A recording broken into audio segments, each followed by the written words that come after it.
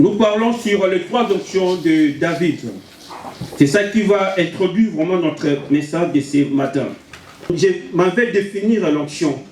Action d'oindre, c'est-à-dire de répandre de l'huile sur une personne ou sur un objet. C'est ça l'onction. Alors l'huile en soi, bibliquement, symbolise quoi? Ça symbolise la force. Vous pouvez voir ça dans Psaume chapitre 92, verset 10 ou verset 11, ça dépend des versions. Voilà, David parle de l'huile fraîche et de la force du buffle. Et je dis à quelqu'un, quand tu reçois le Saint-Esprit, tu reçois une force en toi. Ce n'est pas un esprit de timidité, mais un esprit de force. Amen. Quand David avait reçu, bien aimé, le Saint-Esprit, quand David était loin, la Bible dit, le Saint-Esprit était descendu sur lui. Vous pouvez lire à la maison, dans Actes des Apôtres, chapitre 8, chapitre 6, chapitre 7, chapitre 8, vous verrez comment la vie de ces gens était transformée. Étienne, la Bible nous dit, bien aimé, il a fait beaucoup de miracles. Lui qui était consacré pour la nourriture. Mais la Bible nous dit, il a fait beaucoup de miracles. La Bible nous dit, il a fait beaucoup de prodiges. Et Étienne, vous le savez, il était martyr avant beaucoup d'apôtres d'ailleurs. Il était lapidé. Vous savez pourquoi il était lapidé? Parce que Étienne, il était arrêté, on l'avait faussement accusé, et il était devant les Sanhédrins, les chefs religieux, les gens qui avaient crucifié Christ. Étienne n'avait pas de père devant eux, et Étienne leur avait dit, il avait témoigné de Jésus-Christ devant eux, il leur a dit, c'est vous qui avez crucifié le Christ et le Saint de Dieu. Et quand Étienne parlait, tout l'ensemble bien-aimé avait le regard sur Étienne. Et la Bible dit, sa figure était devenue comme d'un ange. Et quand on le lapidait, la Bible dit, il était rempli du Saint-Esprit. Et il leva les yeux au ciel. Il a vu le ciel ouvert. Et il a crié, oh, je vois le Seigneur assis à la droite du Père. Oh, quelle onction! Amen. Et ce n'était pas fini. Philippe, bien-aimé, lui aussi était de la distribution de nourriture.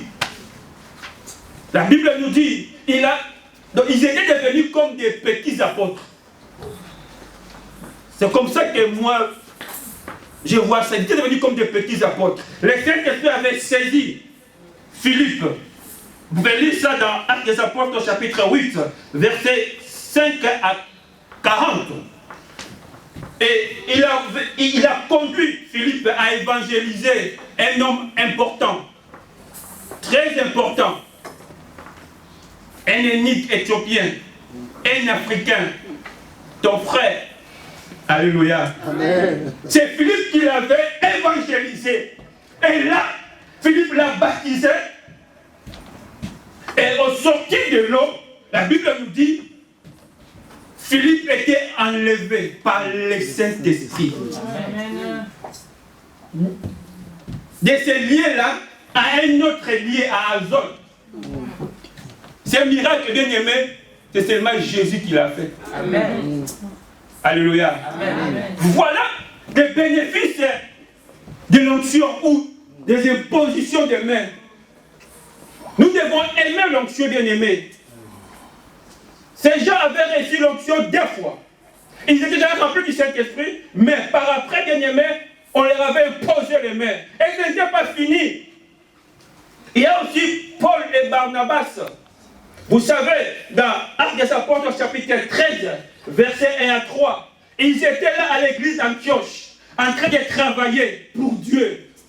Ils étaient là avec des docteurs. Ils étaient là avec des prophètes. Et une prophétie est sortie. Mettez-moi à part Paul et Barnabas. La Bible dit, après avoir prié, ils ont imposé les mains, les docteurs et les prophètes, ils imposaient les mains à qui? À Paul et Barnabas. Souvenez-vous que Paul avait déjà reçu l'imposition des mains d'Ananias. Paul, son apostolat était déjà approuvé à l'église à Jérusalem. Désirons l'onction, bien-aimée. Désirons la puissance de Dieu. C'est très important. Oh, moi j'aime l'onction. Alléluia. Oh, toi qui es malade dans ces lieux, au nom de Jésus-Christ, sois guéri là où tu es. Amen. Toi qui as des problèmes en ce moment, trouve solution à tes problèmes. Et c'est là au nom de Jésus. Que l'onction de Dieu soit sur toi. Que le Saint-Esprit te conduise. Afin que tes problèmes trouvent solution en sortant de ces lieux. Et c'est là au nom de Jésus. C'était pas fini, bien-aimé. C'était pas fini. Les apôtres eux-mêmes, ils avaient reçu le Saint-Esprit le jour de la Pentecôte. Vous le savez, Actes 2, chapitre 1 à 4. Mais quand ils étaient persécutés, ils ont vu que la persécution était venue. Ils se sont mis ensemble. Là, nous sommes dans Actes des Apôtres, chapitre 4, versets 29 à 31. Et ils ont prié. Ils ont dit à Dieu, Seigneur, vois leur menace et donne à tes serviteurs d'annoncer ta parole avec pleine assurance. En étendant ta main pour qu'ils se fassent des guérisons, des miracles et des prodiges par le nom de ton saint serviteur Jésus. Quand ils priaient, les lieux où ils étaient ensemble trembla. Ils firent tous remplis du Saint-Esprit et ils annoncèrent la parole de Dieu avec assurance. Amen. Ils avaient reçu le Saint-Esprit en Actes 2, 1 à 4 et en Actes des Apôtres, chapitre 4, ils ont encore reçu de nouveau le Saint-Esprit. Bien aimé, on peut recevoir le Saint-Esprit plusieurs fois. Amen. Et ça, c'est Dieu qui leur avait rempli du Saint-Esprit. En Acte 1, en Acte 2, la Bible dit, le Saint-Esprit était venu avec un vent impétueux. Il avait fait les bruits. Et les gens qui étaient de loin avaient entendu ces bruits. Et les gens avaient accouru là où ils étaient les apôtres, là où étaient les apôtres. Mais ici, la Bible nous dit, les lieux où ils étaient, ces lieux-là avaient tremblé. Et ils furent remplis du Saint-Esprit. Je dis à quelqu'un, si tu es rempli du Saint-Esprit, demande encore. Amen. Demande encore. Amen. Demande encore. Amen. Demande encore. Amen. Demande encore. Demande encore d'être revêtu du Saint-Esprit. Demande encore aux bien-aimés d'être loin. Alléluia. Nous sommes loin pour servir. Oui. Peut-être que tu ne vois pas, tu n'es pas sûr que tu as le Saint-Esprit, c'est parce que tu ne sers pas Dieu. Mais je t'ai dit, prends la décision de servir Dieu. Et tu verras que tu es loin. Et tu verras que le Saint-Esprit est en toi. Jésus-Christ était loin. Il a dit, l'Esprit du Seigneur est sur moi, parce qu'il m'a loin, pour annoncer la bonne nouvelle aux pauvres, guérir les malades, délivrer et publier l'année de grâce du Seigneur. On est loin pour servir. Amen. Toi qui es appelé pour la parole, toi qui es appelé pour l'adoration, quel message Dieu t'a donné? Tu dois rester dans le message. Nous avons vu que Christ était loin pour annoncer la bonne nouvelle, pour publier l'année de grâce du Seigneur. Jean-Baptiste était loin, bien aimé, pour parler sur la repentance. C'était ça son message. Il a parlé sur la repentance, sur la rémission des péchés. Toi, tu as reçu quel message? Alléluia. Tu dois connaître ton ministère. Tu dois savoir en quoi Dieu t'a appelé. Si tu es appelé pour la parole, tu dois chercher à connaître quelle parole Dieu a déposée à toi. La parole de foi, parce qu'il y a de ces gens-là qui ne prêchent que sur la foi. Quand ils prêchent sur la foi, c'est magnifique. Il y a des gens qui prêchent sur la délivrance. Quand ils prêchent sur la délivrance, vous voyez les gens être délivrés.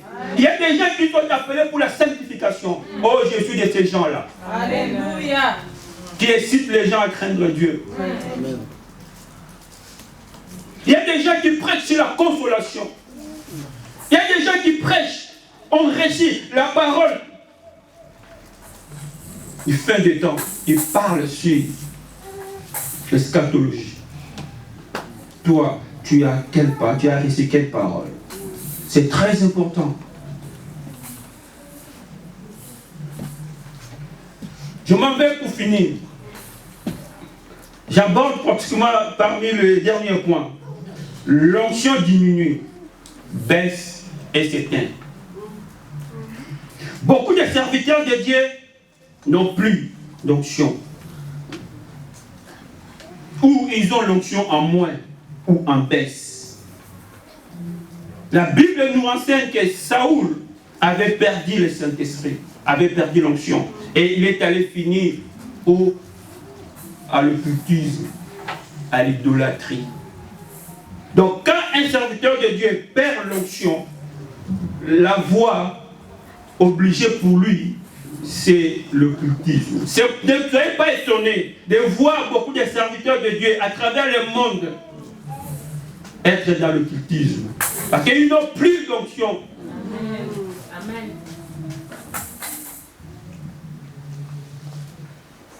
Même quand Saoul régnait, mais ce n'est pas lui qui dirigeait. Je voulais dire maintenant à ceux qui sont des responsables de commission et à nous les pasteurs, faisons attention de ne pas perdre l'onction. Tu peux être là, tu crois que tu es en train de diriger l'église, mais en réalité ce n'est pas toi qui dirige, mais c'est quelqu'un d'autre. Un de tes fils spirituels qui est rempli du Saint-Esprit, c'est bien lui qui dirige l'église à ta place. Mais toi, tu es là qui prêche et tout ça. C'est fut le cas avec David et Saoul. Si cela est ton cas, je te prie, bien-aimé, de demander de nouveau le Saint-Esprit, de demander de nouveau le revêtement du Saint-Esprit, de demander de nouveau d'être loin du Saint-Esprit, d'être rempli du Saint-Esprit. Ne quitte pas ces lieux sans que tu sens que tu es rempli du Saint-Esprit, sans que tu sens que tu es loin du Saint-Esprit. Je sais que l'Esprit de Dieu est là, est en train de mouvoir en ce lieu. Comme le jour de la création, comme les jours de la création, le Saint-Esprit mouvait sur les eaux. Le Saint-Esprit était là à la création. Le Saint-Esprit est ici avec nous. Qu'est-ce qui ne marche pas dans ta vie? Oh, que le Saint-Esprit puisse te saisir.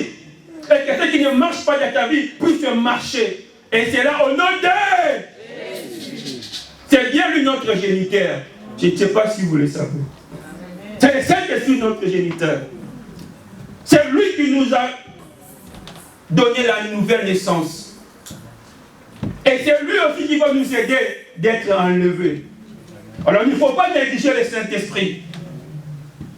Tu dois chercher à être rempli du Saint-Esprit. Même au lit des malades, tu dois chercher à être rempli du Saint-Esprit. Amen. Dans le hôpital,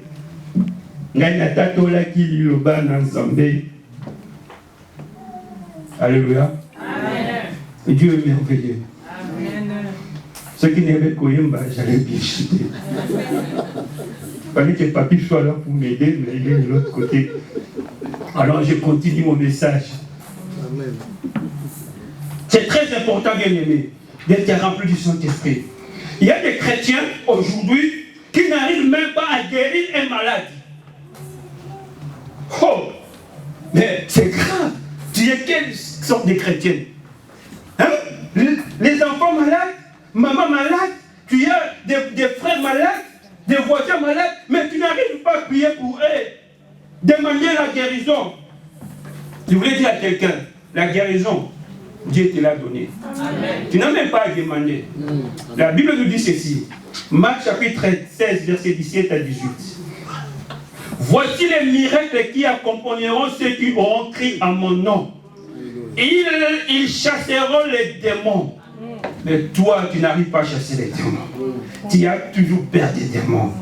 Même les démons qui habitent ton corps, tu n'arrives pas à les chasser. Mais je te dis ce matin, tu as la capacité de chasser les démons qui habitent ton corps.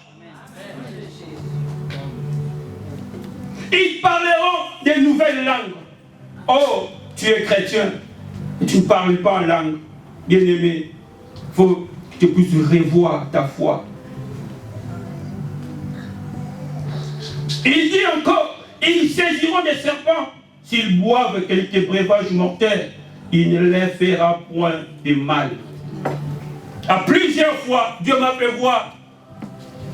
Voilà ce qu'on a mis en toi, ce qu'on t'a donné comme nourriture. À plusieurs fois, Dieu me faisait voir en train de vomir des choses horribles. Cela est possible aussi pour toi. Alléluia. Amen. Tu ne sais pas ce que les autres te donnent à manger. Tu ne sais pas ce qu'ils mettent là-dedans. Mais si tu as le Saint-Esprit en toi, même si on te donne un breuvage mortel, je te dis, cela ne te fera rien. Au moins que Dieu le permette. Je continue. La Bible dit, ils imposeront les mains aux malades et les malades seront guéris. Bon, yo, au bout de la maladie, au bout de la maladie, mon côté. Moi, je me demande, est-ce que tu es vraiment chrétien? Est-ce que tu as vraiment reçu le Seigneur Jésus dans ta vie? Si tu as réellement reçu Jésus dans ta vie, bien-aimé, tu es capable de guérir les malades. Amen. Tu as ce pouvoir-là. Ce n'est pas ma parole, mais c'est la parole de Dieu. Je ne vais pas susciter ta foi, mais je te lis seulement ce que Christ a dit. Amen. Et si tu as crié au Seigneur Jésus-Christ, bien-aimé, au début de ma foi, j'étais comme un enfant. Vous savez, si l'enfant commence à avoir des dents, il cherche à montrer tout ce qui touche, tout ça. Et quand on me faisait lire ces passages, et quand je les lisais, bien-aimé, j'étais vraiment, quand quelqu'un est malade là, je viens, assis-toi, je vais prier pour toi. Bah.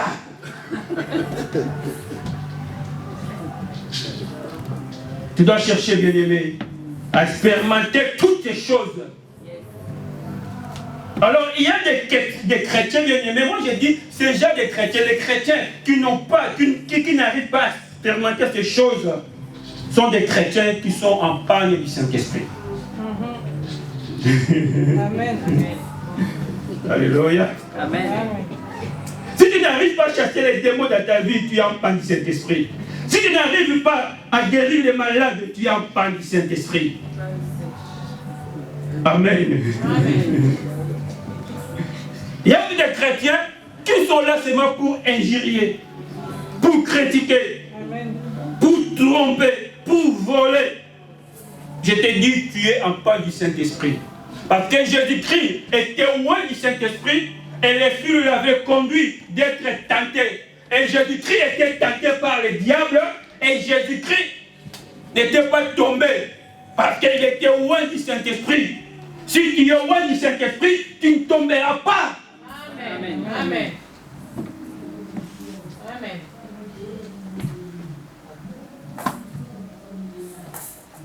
Parce que le Saint-Esprit va commencer à te parler. Il y a des chrétiens bien-aimés qui sont jaloux, qui sont colériques, orgueilleux, timides. Ces gens des chrétiens, ils sont en panne du Saint-Esprit. Amen. Amen. Amen. Il y a des chrétiens qui n'ont même pas le fruit du Saint-Esprit. Ils n'ont pas la joie, ils n'ont pas l'amour, ils n'ont pas la tempérance, ils n'ont pas la douceur. Oh, mais Dieu des chrétiens. Alléluia. Commencez à désirer le Saint-Esprit. Alléluia. Ne sois pas en carence des fruits du Saint-Esprit.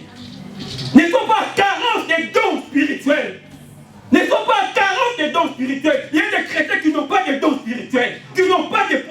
Ils ne voient pas des songes, ils n'ont pas de visions, ils n'ont pas de prophéties, ils n'ont pas de dons de foi, des dons de guérison. Dis-moi quels sont des chrétiens.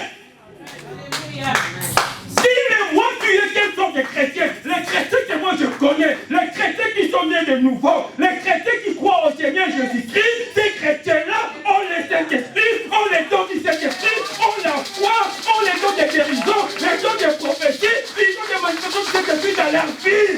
Alléluia. Un chrétien doit désirer l'onction. Tu dois même chercher à œuvrer, à être rempli de l'onction. Amen, amen. Amen. Alléluia.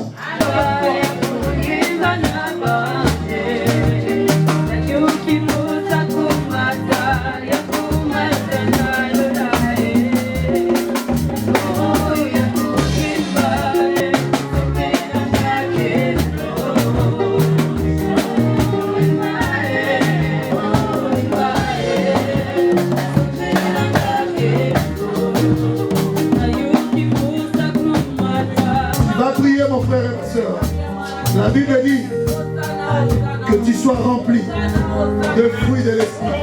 Alléluia. Que tu sois rempli de fruits de l'esprit. Tu vas demander au Seigneur. Alléluia. Chrétien que tu es, demande au Seigneur de te remplir ce matin. Que le Saint-Esprit de Dieu te remplisse de fruits de l'esprit. Le bien fruit de l'esprit qui est l'amour. Demande l'amour dans ta vie. Demande la joie dans ta vie. Demande la paix dans ta vie. Demande la patience, la bonté, la bénignité, la fidélité, la douceur, la tempérance. Prie mon frère et ma soeur. Dis que tu es fort. Alléluia. Alléluia. Tu reçois la force. Demande l'onction.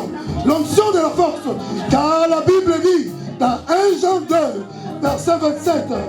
Pour vous, l'onction que vous avez reçue de lui demeure en vous. Et vous n'avez pas besoin qu'on vous enseigne. Mais comme son onction vous enseigne toutes choses. Bien-aimé, tu vas demander que le Saint-Esprit de Dieu soit ton soutien. Que le Saint-Esprit de Dieu te donne la force. Que le Saint-Esprit de Dieu te donne l'esprit de discernement. Qui te donne la puissance pour prophétiser, pour prier pour les malades. Alléluia.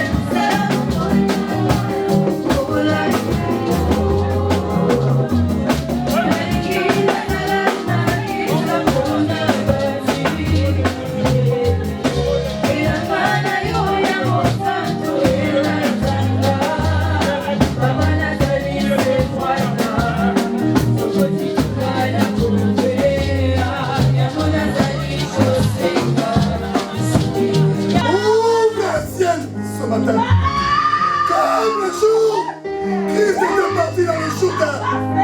Le ciel était ouvert, Seigneur.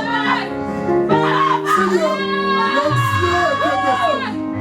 L'onction était descendue, Seigneur. Que ton onction, l'esprit de ton vent,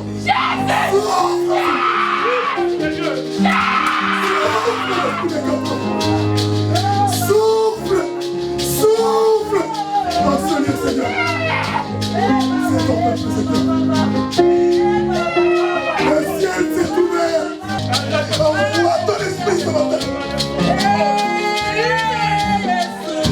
Seigneur. Alléluia. Alléluia.